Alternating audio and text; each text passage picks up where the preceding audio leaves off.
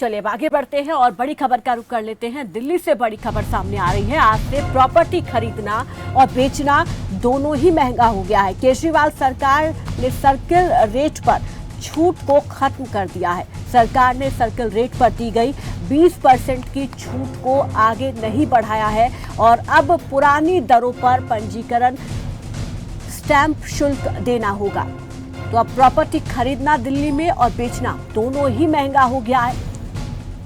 तो जो लोग अपने खुद के घर का सपना देख रहे थे, कहीं ना कहीं अब उनके लिए यहाँ पर जो है थोड़ी बहुत मुश्किलें हैं, क्योंकि केजरीवाल सरकार ने जो सर्किल रेट पर छूट दी जाती है 20%, उसको आगे नहीं बढ़ाया, उसको खत्म कर दिया है। तो ऐसे में अब जो पुरानी दरें हैं उस पर पंजीकरण स्टैंप शुल्क देना होगा। तो ऐसे में अब घर खरीदना और बेचना दोनों ही दिल्ली में महंगा हो गया है। और इस पर ज्यादा जानकारी के साथ दिल्ली से संवाददाता प्रियंका राय हमारे साथ जुड़ गई है। प्रियंका, जरा बताएं पहले तो कि सरकार की तरफ से क्या फैसला लिया गया, इस पर इससे आम जनता पर कितना इसका असर होगा? जी प्रीति, मैं आपको बताना चाहूंगी कि केजरीवाल सरकार ने राजधानी में जो संपत्तियों पर सर्कल रेट लगाई जाती है उसमें कोरोना काल के दौरान 20% की छूट दी थी, लेकिन अब उसको वापस ले लिया जाएगा। अब उस छूट को, उस रियायत को एक बार सरकार फिर से वापस ले लेगी, जिसके बाद से संपत्तियों के खरीदने के दौरान जो हम रजिस्ट्रेशन कराते हैं उस रजिस्ट्रेशन का चार्ज, उस रजिस्ट्रेशन का खर्चा ज्यादा आएगा और लोगों को 20% ज्यादा अपनी जेब से संपत्ति खरीदने के दौरान चुकाना पड़ेगा।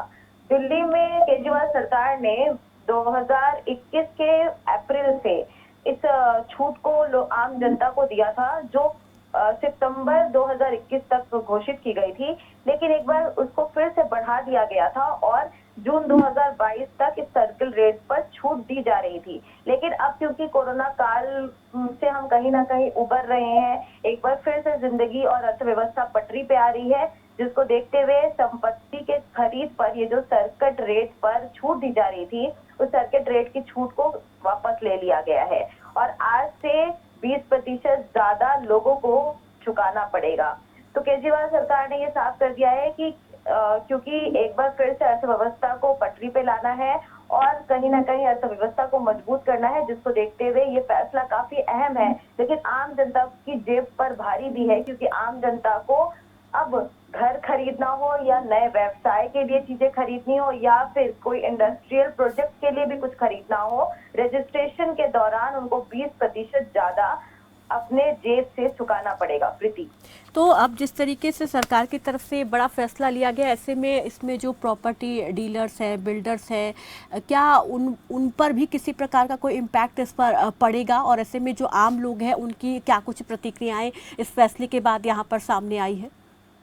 जी प्रीति, मैं आपका ध्यान एक और डालना चाहूंगी कि क्योंकि दिल्ली और उसके आसपास के इलाकों में जो प्रॉपर्टीज है उसका रेट ऑलरेडी बहुत ज्यादा है, संपत्तियां काफी ज्यादा महंगी हो रही हैं और लोगों को उन संपत्तियों को खरीदने के लिए भी दाम ज्यादा चुकाने पड़ रहे हैं। प्रोमोटर्स, अगर बात करें जो मटेरियल इस्तेमाल की जाती है मकान बनाने में या जो मटेरियल इस्तेमाल की जाती है चीजों का निर्माण करने के लिए, उसके भी दाम में कहीं ना कहीं हमने देखा कि पिछले कई महीनों में बढ़ोतरी देखने को मिली है। उसी बीच अगर इस तरीके के फैसले लिए जाते हैं तो वो कहीं ना कहीं आम जनता